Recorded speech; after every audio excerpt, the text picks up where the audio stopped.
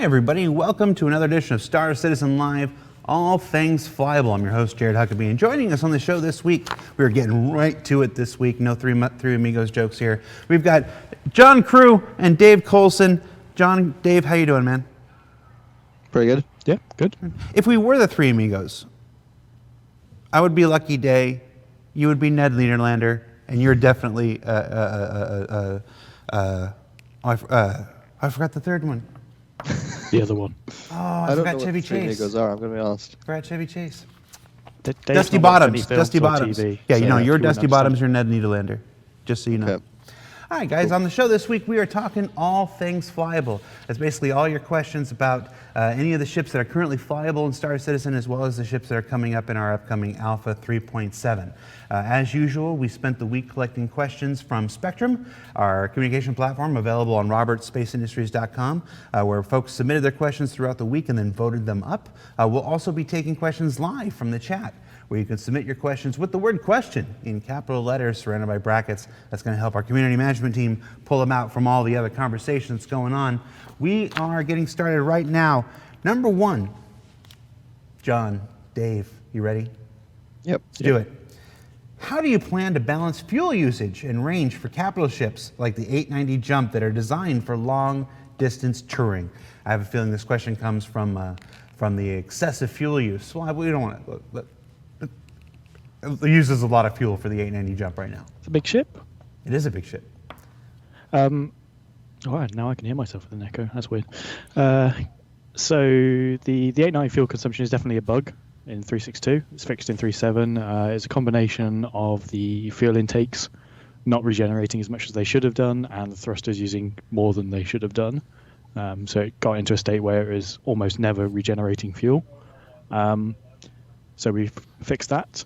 Which will help with that main issue, but also the sort of the setup in 3.6.2 Live is the worst possible case scenario for using big ships, in that we don't have the in-orbit or deep space locations to spawn these big ships, and we don't have the places in space to refuel the big ships. So to use them and refuel them, you have to go in and out of atmosphere, which is the most fuel-intensive point of any journey, and with the aforementioned bug, it was leading to very undesirable behavior. So fixed the bug for 3.7, which should help things. And then as the rest stops and other locations come online in the future, that will help it be a more enjoyable experience. They're always going to use lots of fuel. They will be able to regenerate fuel if they're suitably equipped, which the 890 is. And then from there, it's just using analytics and balance tools to make sure it's performing where we want. Yeah, it's an interesting balance challenge, because we've said for a long time that operating these larger ships, these capital ships, especially a super yacht like this, is going to be an expensive proposition. You want it to consume a lot of fuel. Yeah. Because not as much as it is now. Not as much as it is now. And of course, consuming fuel is only half of it. We also want to provide the way for you to regenerate the fuel and stuff. All right, easy peasy. Moving on to the next one. Will the upcoming ship-to-ship docking feature include Constellation snub docking, or the Caterpillar's command section detaching? The Constellation snub, it absolutely will. The Caterpillar will eventually, but it's more difficult because we have to effectively disconnect the thing that controls the ship, and then we lose the control of this ship. So it's not like two ships docking, but it's more like a part of one ship splitting. Docking. Yeah. And getting that to work is a little bit more difficult, but we do want it to work, and it will work. Yeah, because there's sort of three distinct docking mechanics. There's only two on the roadmap. There's ship to ship, which that's is Constellation Merlin or two other ships using their docking ports together. There's ship to station, which is as it says, and then there's that side of it. Which is I guess you could call it composite ship docking. Where you've got ships in pieces, I guess. And the Endeavour would be the same. Yeah, we need to come up with a term for it, because the Caterpillar splitting and reattaching is not ship to ship docking, because it's one ship. So we need a new term for that. Yeah, it's I don't know. I'm sure people will fill the comments section with their suggestions. And hey, start a spectrum fit. What do you want us to call it? I'm not promising anything, but we'll look at ideas.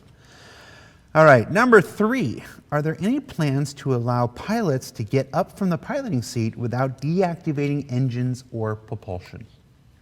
Yeah, there's actually a bug that I have not been able to fix yet, but it's a bug caused by the networking system where the networking system for ships, we need to give control of the ship back to the server when you get out.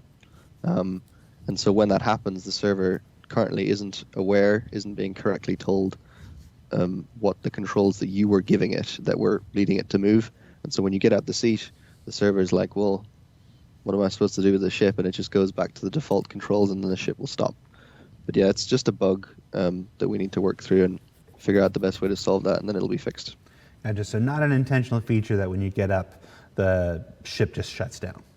Yeah, no, that's just a bug. Okay. Number 4, we're burning through these.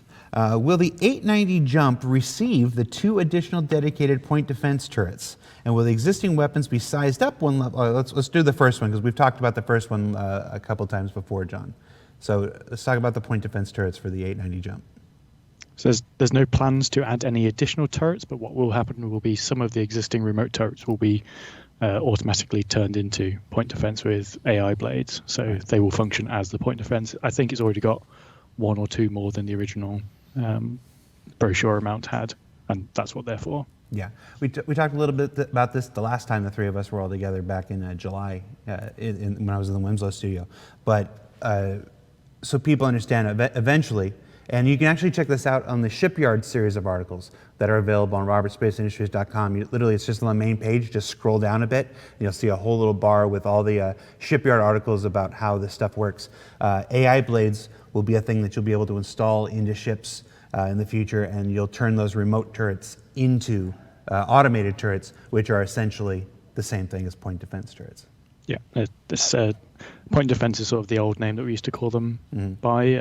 People still use it, but yeah, turrets can be will be able to be modified in the future. So a manned turret, you can man it with a human. If you don't have any human friends on board, you could hire an NPC, or you could use a blade to slave it to the pilot seat, or you could use a blade to automate it, and it's the same for remote. So really what we've done is we've taken turrets that originally were only automated, and we've now given them the opportunity to be automated or remote controlled. Yes. So it's actually an upgrade. Technically, yes. Yeah. All right, cool. Next question. With the new stability assist feature coming online, I believe we're calling it proximity assist, coming online, how does it improve upon hover mode? Does it replace hover mode, or is it meant to complement it? It's meant to replace hover mode in the sense that it is going to get closer to the goal that we wanted without sort of the sacrifices that we had to make with hover mode. Like, hover mode was a really cool mode in terms of how it controlled, but it just turned out to not really be suitable for our game. There was just so many situations where it wasn't really ideal, and a lot of levels and stuff and ways we've set up things weren't designed around flying with hover mode, and so it introduced just a whole host of problems. So proximity assist will replace it, such that the VTOL animations that we currently have in hover mode, where you go into hover mode and it will automatically play the VTOL animations, that's now separated to a button that is a mode. It's a button that will be a button in the cockpit as well at some point, where you press the button and the VTOL thrusters rotate by themselves now, or they rotate when you press the button, and that's separated from proximity assist, so you can have them rotated down without having proximity assist on. And then when proximity assist is on,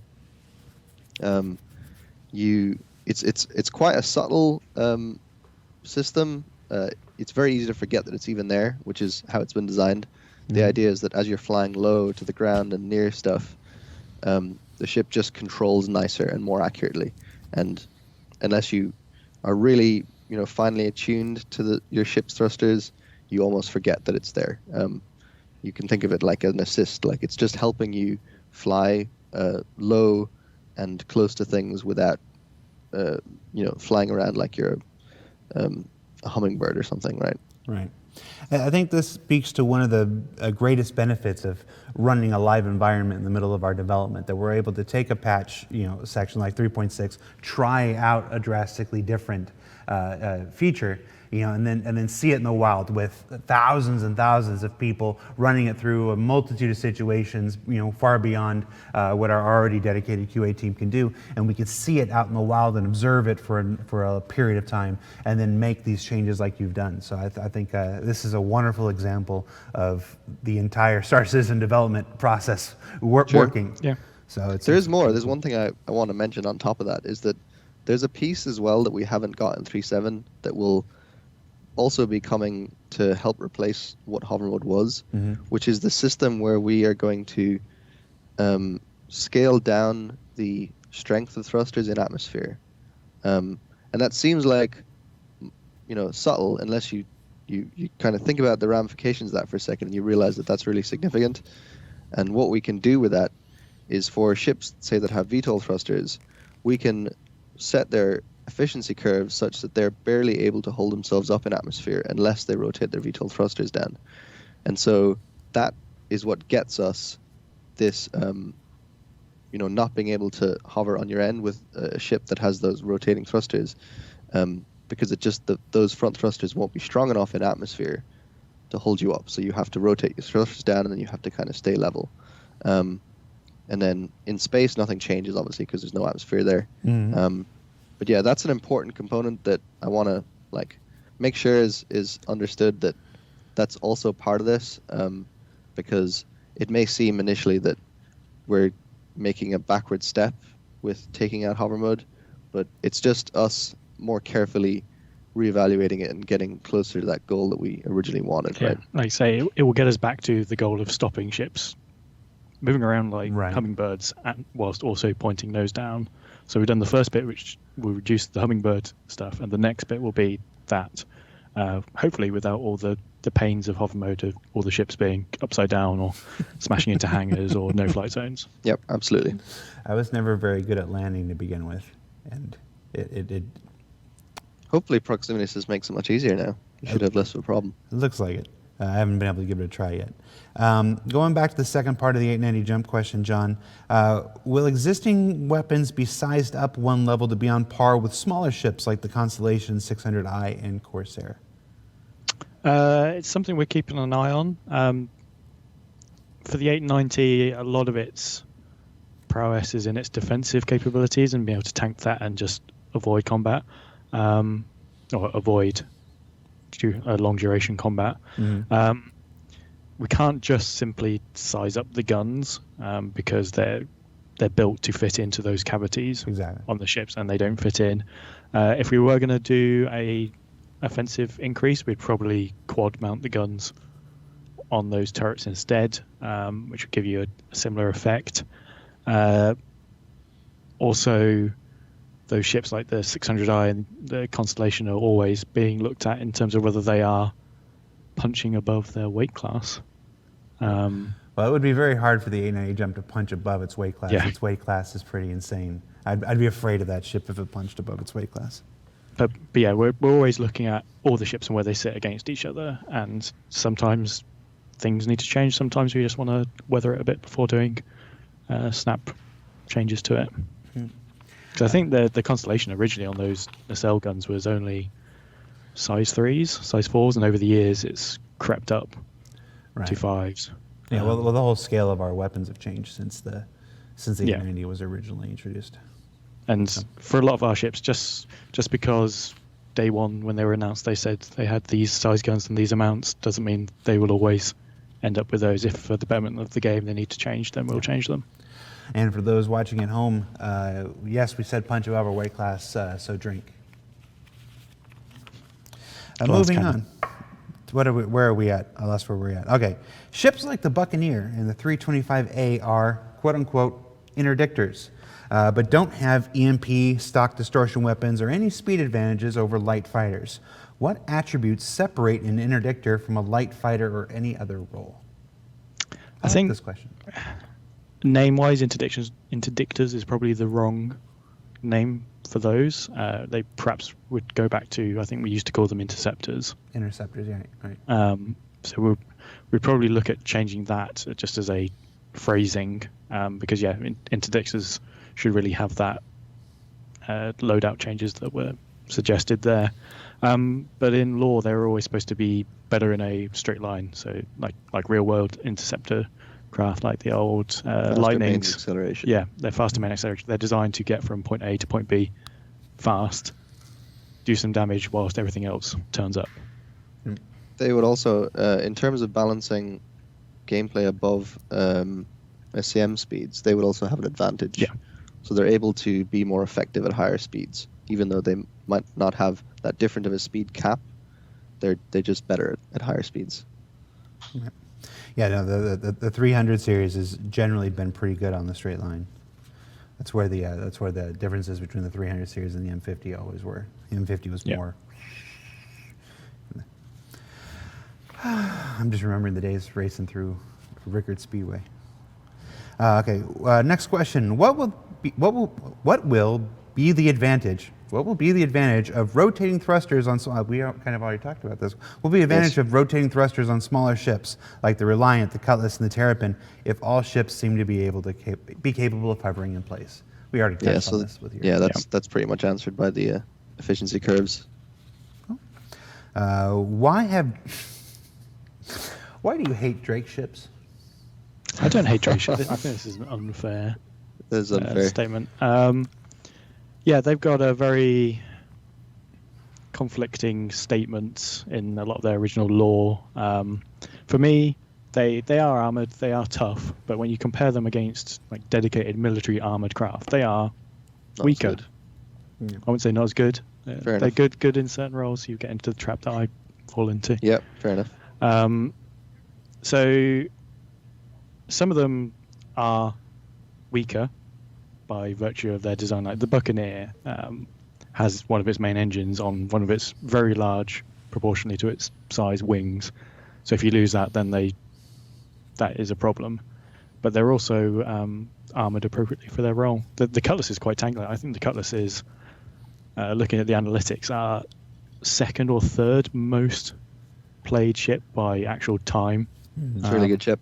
It's there with the Vanguard, which is, if you're judging things purely on their armor, those two are pretty tough. And I wouldn't say the Cutlass is weak. Sort of, it has other attributes to make up for it. I was going to say, as a follow-up, it's not always about armor. Yeah, as a follow-up to that, why would somebody want to fly a Drake ship? They are generally cheaper in terms of maintenance costs. They have less things on them. They have cheaper items to replace. They're often lighter and more maneuverable. And like I say, they do other things, like the Cutlass can carry a large amount of cargo. You can get a vehicle in the back of it. Other competitors can't really do that. Yeah.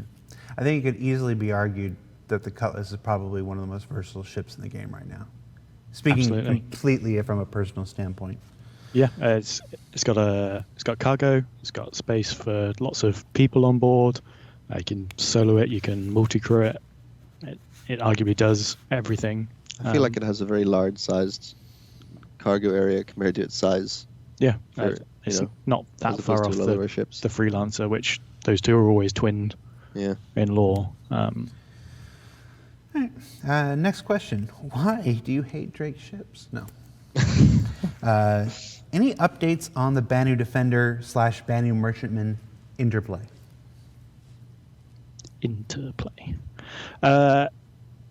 Nothing yet. We will talk about this when we actually start more production on the Merchantman, because I don't want to say something now and then it not to happen. But there is plans. And some people have correctly guessed what it is on Spectrum and Reddit. Okay. People have a field day with that one. Let's go to the new Vanguards. How do you envision the AR cockpit on the Vanguard Sentinel working and affecting the Sentinel in combat?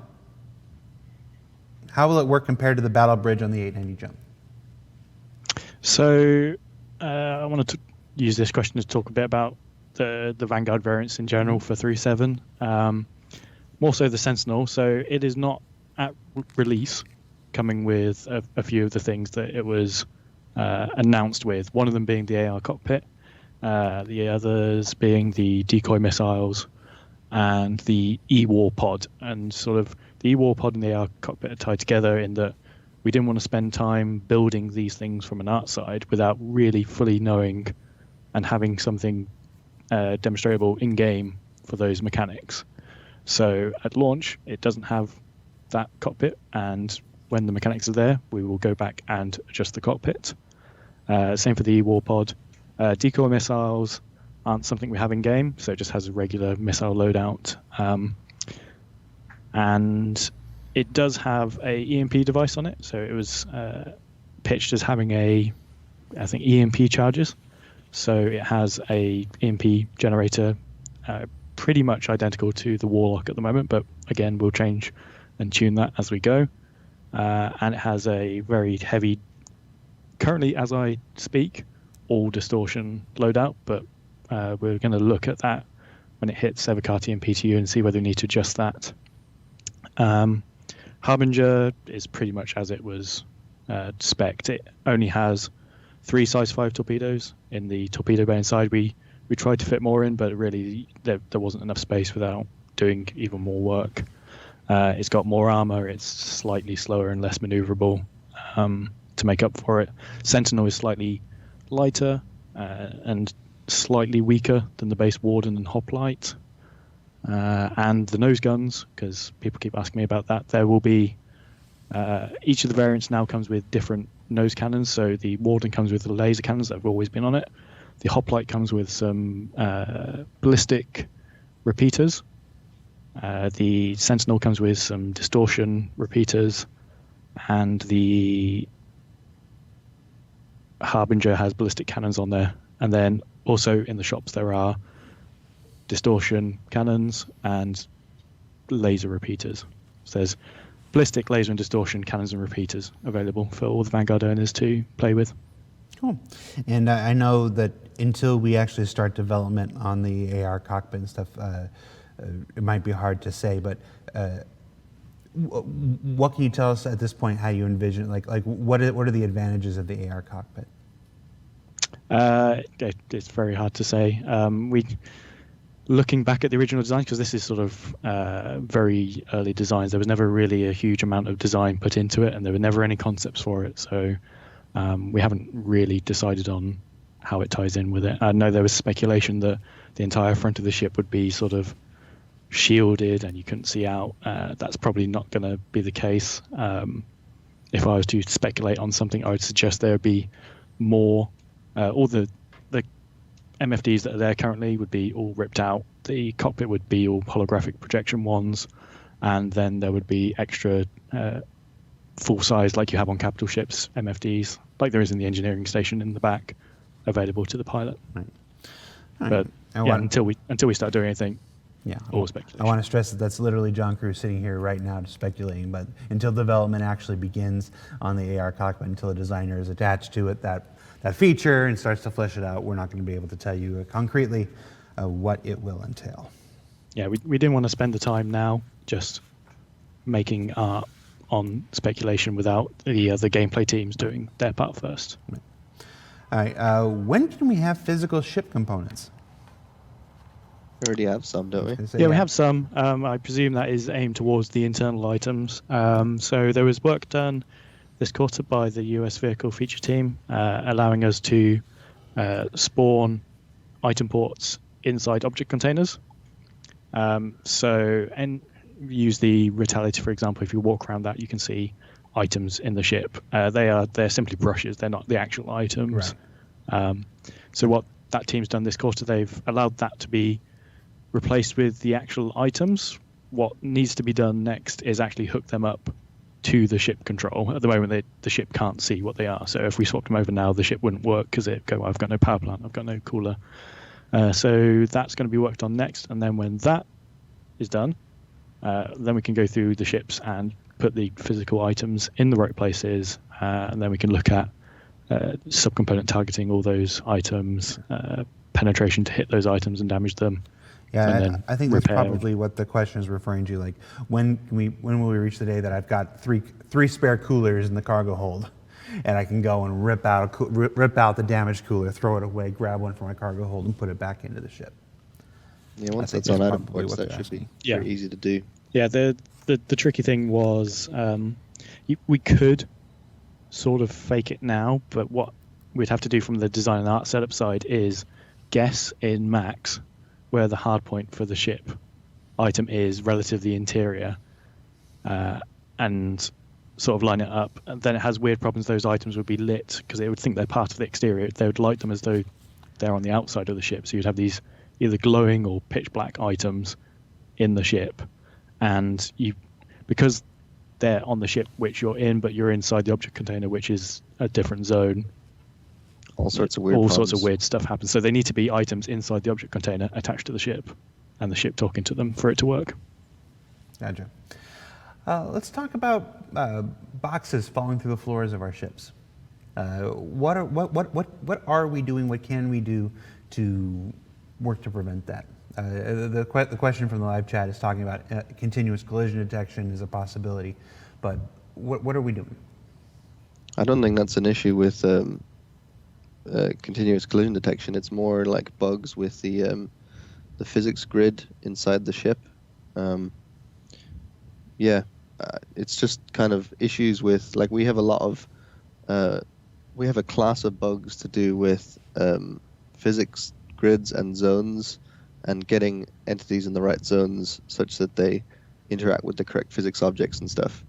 And so if there is, say, a bug with something like that, you can end up with something inside a ship's grid, but the physics system thinks that it's on the outside, and then it doesn't interact with stuff on the inside and stuff like that. Yeah, it's one of those bugs that is not one person or one team to fix, because it could be physics good. It could be a networking side to it. If the server's running at low FPS, then it's only updating every so often. It could be the actor side, or it could even just be a basic ship asset problem. We have had problems before where artists have set the wrong collision proxy on the floor, and it's good enough for players, but not good enough for anything else. So you have to, because they're not, whilst it may seem 100% to some players, it is not 100% on a single ship in a single place. So it takes a long time to dig down into it. Right. I can see how, from an outside perspective, from the perspective of those of us who have to deal with it, it seems like it's the same problem. It's just one problem. It's stuff falling through ships. But as you were just saying, there are a myriad of potential It's a class causes. of problems. Yeah, it's a class of problems that all manifest with the same type of result, which is there stuff are falling actually through other ships. bugs that are the same, have similar causes. They just manifest in different ways, like, particle effects appearing in the wrong place, or lighting being wrong on an item, or like all sorts of stuff like that. Seeing the space dust from outside inside your ship. All right, but something we're working on. Yeah. Yep. Okay. Any timetable, of course we're not going to say when cargo pods on certain ships will be usable for missions. The Hornet cargo pod being usable for retrieving the black box after executing an NPC missions, stuff like that. The saddlebags on the Prospector. Basically all these bespoke cargo things that are attached to ships that are not just a big empty room on the inside. I suspect that will be similar tech to the Caterpillar detaching. I was Some of them, anyways. Some of them, yes, definitely. The limitation on them at the moment is the pickable mission items can't be snapped into cargo grids, and cargo grids themselves have to be inside physics grids of ships for them to be registered. So these ships that have them on the outside of ships don't work currently, but I think a big thing that will help will be the inventories that are being worked on for FPS mining and other mechanics, where you will be able to sort of transfer your item to another item. We have that. I think we showed it on Yes. 2 weeks ago Star on Citizen. ISC. Yeah.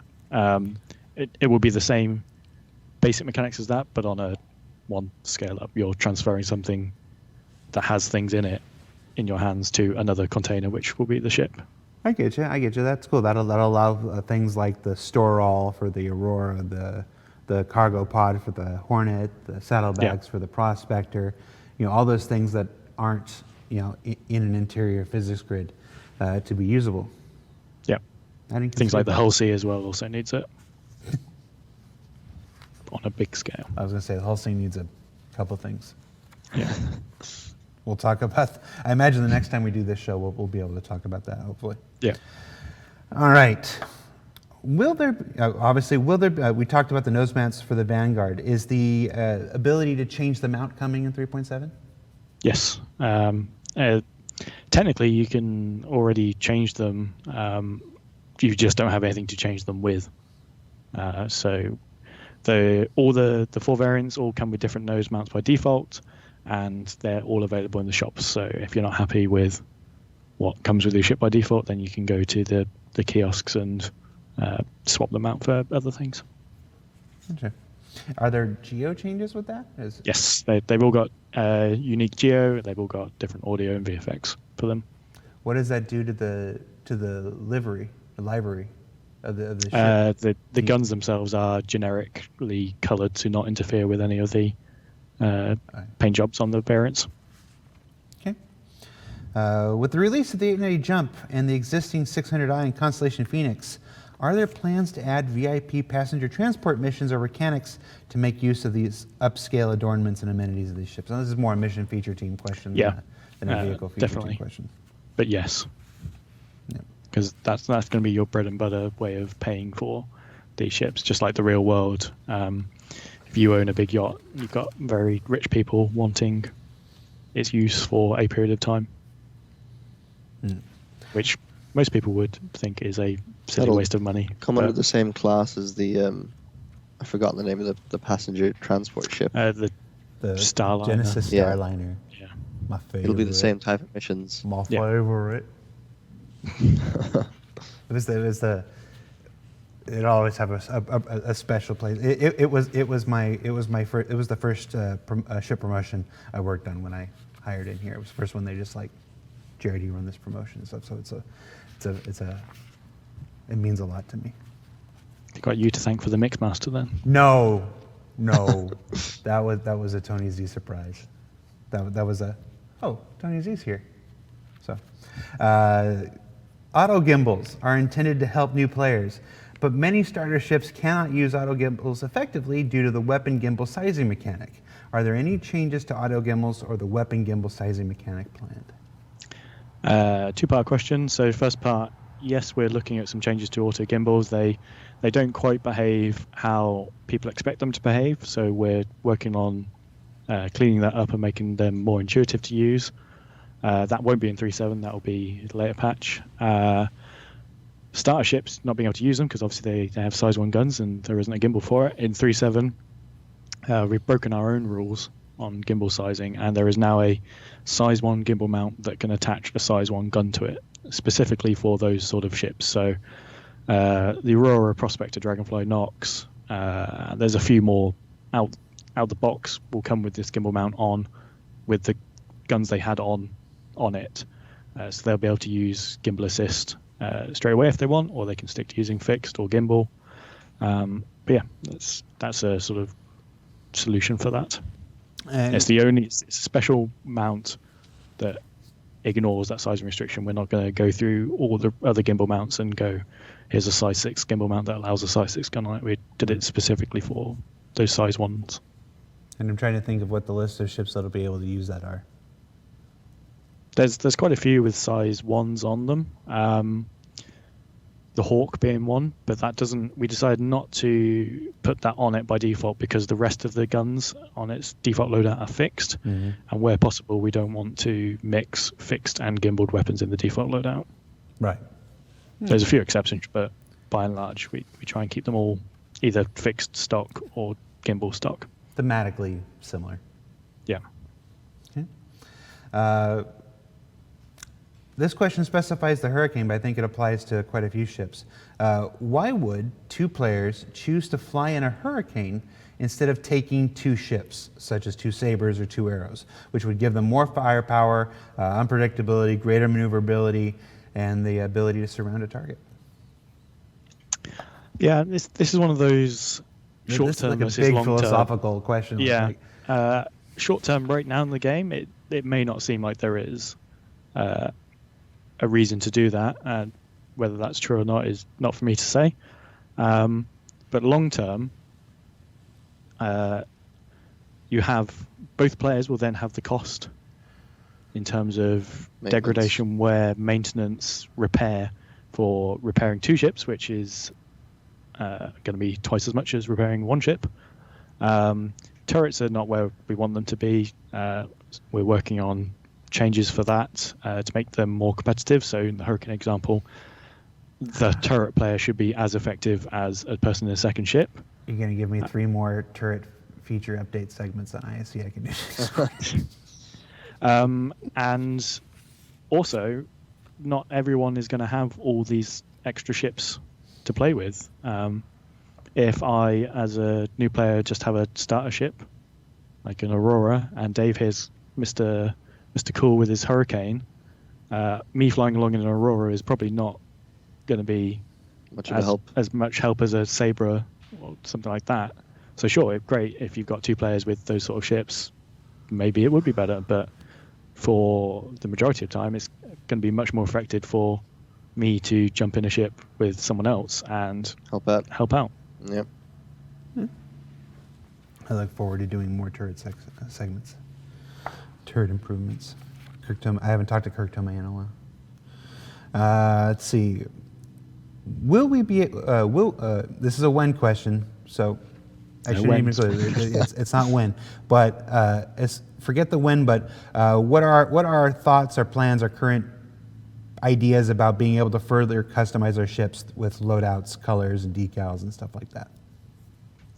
It's something we want to do. We're still looking at the data from the 300 series because there's still a lot of activity going on with that. The short answer is there's a lot of development time on the asset production side that went into the 300, and we want to make sure when we do it again that we put our effort into the places that people actually care about, because there was a lot of areas that we as developers thought that's surefire, people are going to love doing that, and then nobody did it. Mm-hmm. And the stuff we thought, well, nobody's going to do that, everybody did. The coffee makers flew. Yeah. Yeah. So more coffee makers. So we want to make sure, and we also want to do it on ships that make sense at a sort of a concept stage, or not just for new ships at concept, but also for some of the larger ships like the 890 and Carrack. When we start production on them, we're now we're doing a second concept pass to bring them up to the same standard as the current ships when they go through concept. We're incorporating customization into those stages. So if that ship is something that is going to have customization at launch or release, we sort of have the time spent identifying avenues there rather than having to sort of retrofit it in. Okay. Will the way we quantum travel into and out of atmosphere change in any way? Are we happy with where it is now? In general, there's a lot that we want to improve about quantum travel. Yeah. How long do you have for talking about quantum travel? Yeah, there's a lot of stuff we want to do to quantum travel. Of that particular question, I'm not so sure there's a quick, easy answer to that, because... Well, give us the long answer, Dave. Go ahead. I'll get a snap. There's lots of things we can tune on it. I was reading something on, I think it was Reddit earlier today. Someone was confused as to why they didn't have atmospheric entry effects anymore. It's because the quantum travel distance had been changed to put you into atmosphere. You missed the... So you miss it because you're going through it at the quantum spline jump speeds, which means you get closer to the thing you want to do, which is good because you're not spending as much time doing stuff, but you miss out on all that effects. Yeah. And then it was a 50-50 split of people going, well, I like that effect, I want to go through that. It's an important feeling when you come to a planet, is to come down through it, and that's been taken away. And the others like, I don't care. I want to save that 4 minutes it takes to get there. So there's always going to be lots of back and forth. I think there is a bug the reverse way, that you used to be able to quantum out of atmosphere much lower than you can now. Yep. When we were That's a playing bug. yesterday, you couldn't quantum out of arc core I till 80,000 odd. I think at one point the height that you quantum jumped in was the same height that you could quantum jump out Yeah. at. But that's broken at the moment. But yeah, you would be able to jump from a lower height. And yeah, we also had this issue. One of the hover mode issues that came up was that you previously used to be able to hover in the sort of upper atmosphere and then point the ship at a quantum target and jump. But you can't do that because you can't have the ship not pointing level. So that'll get resolved. Okay. I thought it was going to go longer than that. I got comfortable. Yeah. All right. Next question: are you currently happy with the current flight model, or are we still changing? We still tweaking? We still adjusting? We're still changing. We're still tweaking. We want to do the thruster efficiency thing is obviously a pretty large change for atmospheric flight, and it will result in a lot of the atmospheric balancing changing, because obviously if the thruster forces change in atmosphere, that means the drag values have to change as well. So we're going to rebalance the ships for atmospheric flight, and then we are going to rebalance the ships for spaceflight combat as well. We're just taking a little bit of time to sort of solve some design problems with combat that we not 100% sure we're going to do, how we're going to proceed with that. But once we're sort of more confident about that, we will rebalance the accelerations as well and the drag for atmosphere. We're also going to do stuff like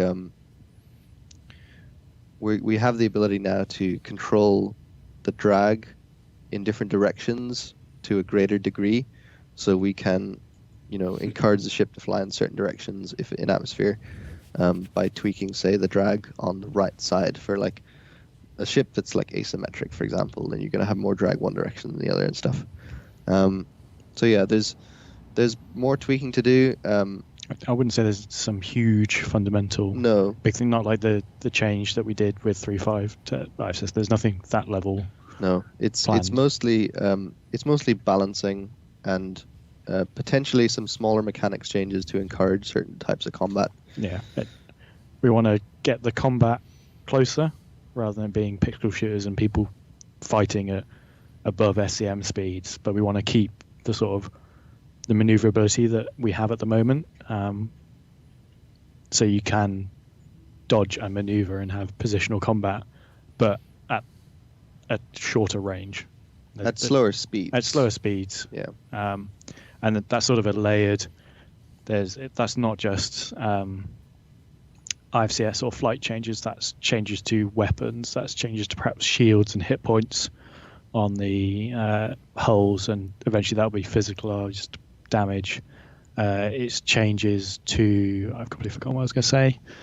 It's changes to sort of how your ships behave at higher speeds to sort of disincentivize you from trying to fight at those speeds, but using systemic methods to do that.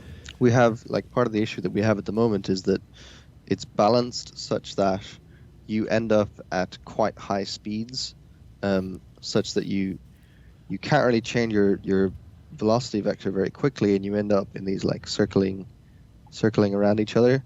And if the ships are forced to fly at slower speeds, that becomes less of an issue, because you end up closer and you end up able to change your velocity vector quicker, and so you get more movement in those fights and less sort of drifting around each other. I feel like we go through this.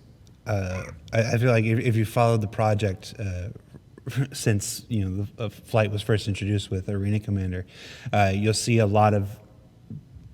I think you can divide it into a couple different areas where speeds got really fast and we were jousting when speeds were slowed down, and it became circle strafes, and we sped it up and we slowed it down. We seem to be in a continuously changing sense where we're trying to find this right mix between wanting to give ships the speed and capabilities that they should have, while still wanting that close quarters combat that I think we're all interested, and you want to be able to see the ships. You want them close enough that you can see the character and the personality of a ship in combat. But it's an interesting challenge. Yeah. I don't think we're definitely not there yet. It's an extremely hard problem because it ultimately amounts to having realistic physics, but not like hard sci-fi realistic space combat. And so we're in that balancing act of finding that right middle point between realism and the combat that we want. Yeah. Well, Chris has always said, we'll take it to the point of realism, and then we'll bring it back to the point of fun. Yeah. So. Yep. And like you say, over the years we've tried different things. Some have worked, some have not worked, and I think we're getting much closer to where we want it to be. But there's still that last hurdle to overcome, because in those previous examples, when we've done things like that, the community always goes down the middle into I love this, I hate this. Previous patch was better. No, this is great. And then we'll try the benefits of this development style is we can try these big changes, and then the previous patch was better moves one patch along as new people come in. It's an interesting challenge, and I think what we're going to be doing will help that. Yeah, you said it right there. It's one of the benefits of the way of running the live game development, game servers in the middle of our development, is that we can put these things out, we can make these changes, we can see the feedback, we can go. When you talk to Star Citizens, you'll find that they all have their favorite patch where they think flight was right. There are people that are like, 2 points, dogfighting was best in 2.6, or dogfighting was best in 1.8 or whatever. It's a continuously evolving thing. And it'll be nice when we get there. Yeah, we will. Sooner rather than later. Let's see. Will there be retractable turrets for the Vanguards in 3.7? No, there won't. That'll be, again, we'll probably tackle that when we go back to do the Sentinel stuff. There was someone asking about the Harbinger rocket pods. So by default, it will have some of the rocket pods that people have seen, the sort of swappable rocket pods that the Delta has. This is another. It's also a size 3 one. It has 9 or 18 rockets on each side. It doesn't have the reloadable rocket pods, but when we do the retractable turret bit, when it goes in, it will reload them there. Because if you look at the Harbinger concept, it's a very interesting mechanism it has there to reload those rocket pods. It's both a retractable turret and a physically connected via a rocket reloading tube. Yes. And a turret that can spin 360 degrees. So following that concept would create something that does not work in reality. So we just put the generic or modular rocket pods on it. They are fixed, so you'd need to reload with them. They are pretty spicy in terms of damage, but you'll need to go and restock somewhere. The way that we concepted, I think anybody has noticed that as development has gone on, so has the way that we concept ships, and the entire process in which we concepted ships changed pretty dramatically shortly after the Vanguard series. I forgot to mention as well with that the Sentinel turret also in the original launch of it, all the concept images had satellite antennas, turrets. Looks like someone had welded their TV aerial to it.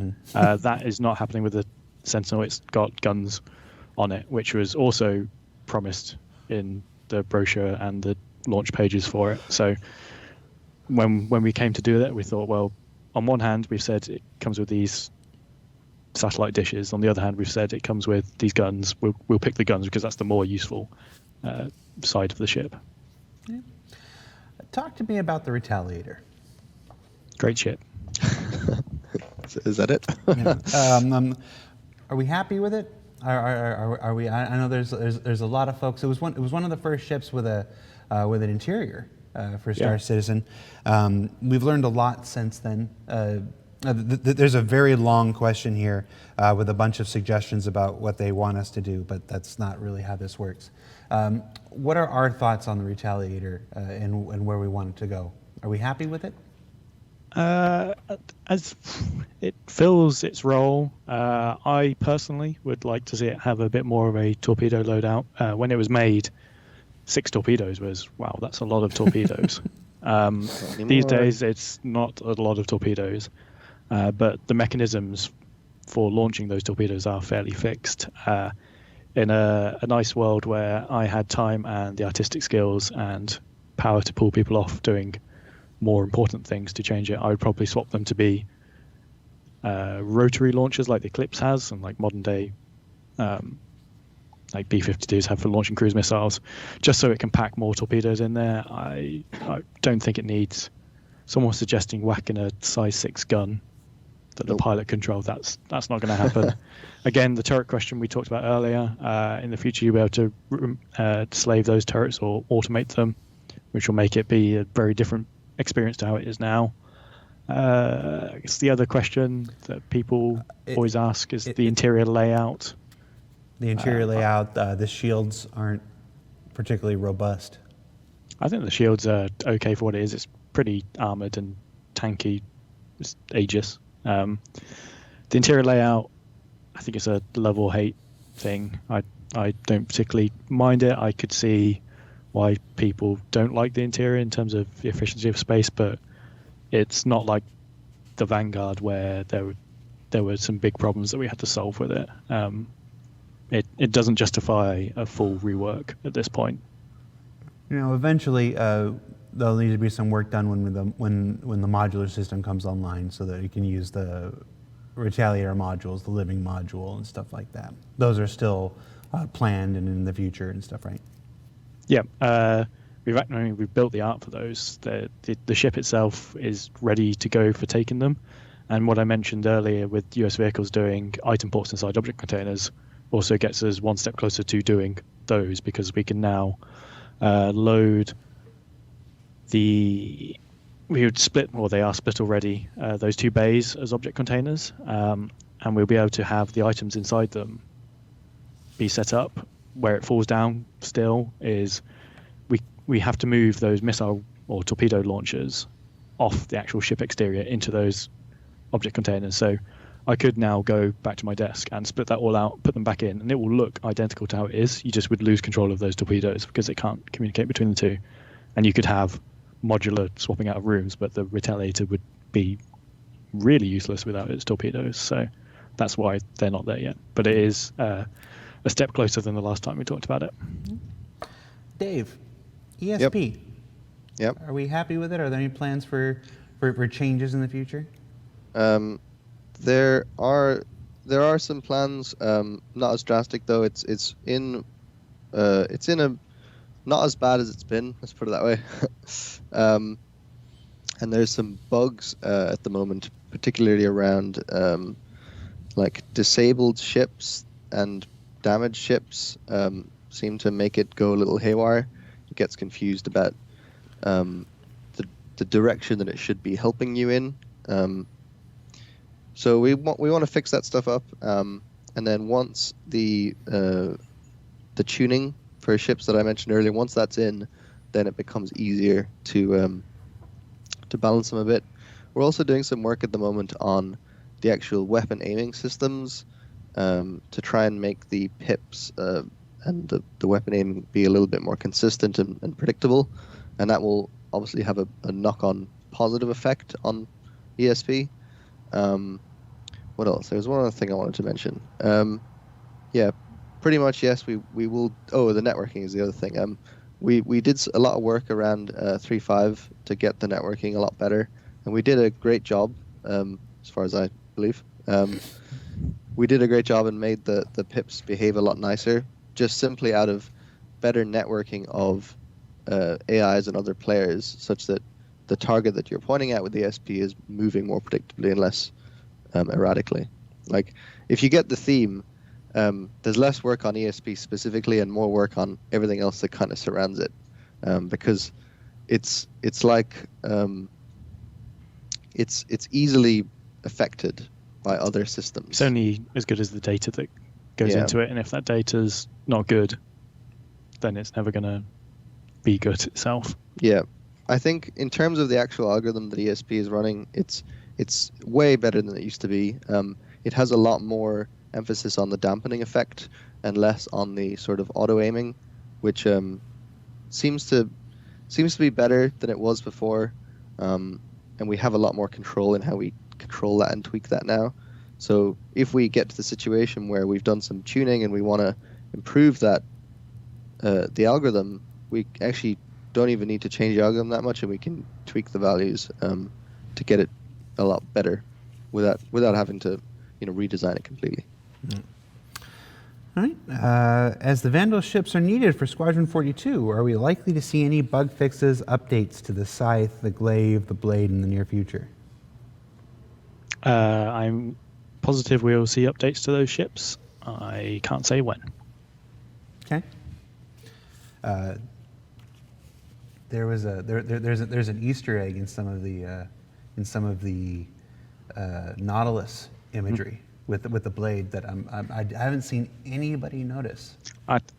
Even after I heavily suggested it at the talk in Frankfurt, I saw speculation on Spectrum and Reddit as to what it was, and I don't think anyone actually noticed it. I had someone ask me on Twitter. I was just trolling people about it. I thought it was going to be. There are changes. I thought it was going to be totally obvious. There's a. I can't not see it whenever I look at. I know. It's like it was right there in front of us, and I'm like, oh, okay. Well, people are going to pick that out. People are going to realize that's different, and I haven't seen it. I haven't seen a single mention of it. I saw someone on Reddit get very close to it, and then was persuaded by other people that it was not that. Right. They're like, oh no, that's not different. And it's like, no, it's different. Yeah, and there will be similar changes to the Scythe and Glaive. Like, obviously, they are from a older period. The Vandal aesthetic has changed at least twice since they were made, so they will be brought in line with the other Vandal ships. That, and of course, the Vandal aesthetic is scavenging and taking from many different sources anyway. So even within the Vandal ships, there can be a fair amount of variety. Yep. So let's see. You've talked about this a couple times. Are there going to be an improvement or any changes to the 600i after the release of the 890 jump? Yeah, we learned a lot of things during learned a lot of things after the 600i released and its reception, and during the development of the 890. So we're gonna, at some point in the future, it's not a priority to go back and do it right now. Look at some of especially the material and shape language and lighting that we did in the 890 and put that back into the 600i. It's not going to be like massive exterior rework changes. I think the exterior is in a pretty good state. It's purely going to be sort of limited interior updates. Somebody in the chat just compared Reddit to the Cheesecake Factory, and I'm like, I like the Cheesecake Factory, but I do too. Everyone's got their favorite. I'm basic. That's not a surprise to anybody. I like the Cheesecake Factory. Is it part of the schedule to fix flying behavior of ships like the Razor series, the P-52 and the P-72, which cannot fly but straight at speeds above 100 milliseconds?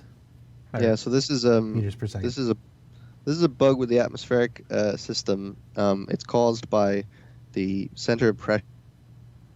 So basically, we apply the drag to a point on the ship that is not necessarily the point, the center of mass of the ship. And it's used to create interesting like motion effects in how the ships move in atmosphere, but there's a bug with how that is set in those ships, that is meaning that when they get off axis and not aligned with the airflow, they get pushed hard enough that they oscillate to the opposite side, and then that drag force will essentially oscillate backwards and forwards and hold the ship pointing in a certain direction. So yeah, it's a bug. We can actually look into fixing that fairly soon. It's one of the things on our radar at the moment. Yeah, it affects the Razors, the Razor variants, and the Merlin and Archimedes that I know of. Yeah, the very light, small ships tend to be more susceptible to that because they're easier for the airflow to push around when you're flying in atmosphere. And that is also highly dependent on the planet you're in. That's true. Or moon, because on some moons they have very little atmosphere and some have more. So it's one of those things you hear about it and you go, that's not true. I just jump in yellow, go test it. No, went fast, no problem. Yep. And then you try Hurst and it's like, no, doesn't work. All part of having systemic atmospheric effects. Yep. John, David, congratulations. You've done your time. You've done your penance. Thank you so much for joining us here on another Star Citizen Live this week.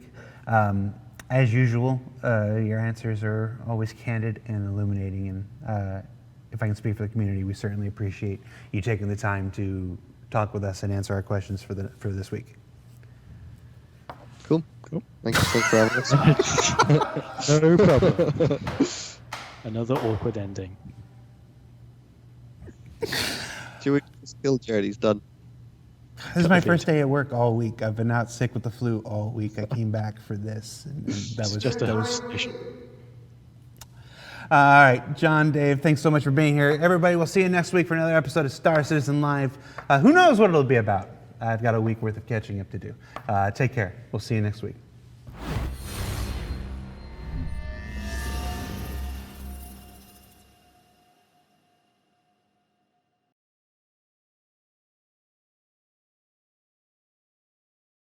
Thanks for watching. For the latest and greatest in Star Citizen and Squadron 42, you can subscribe to our channel, or you can check out some of the other shows, and you can also head to our website at www.robertsspaceindustries.com. Thank you very much for watching.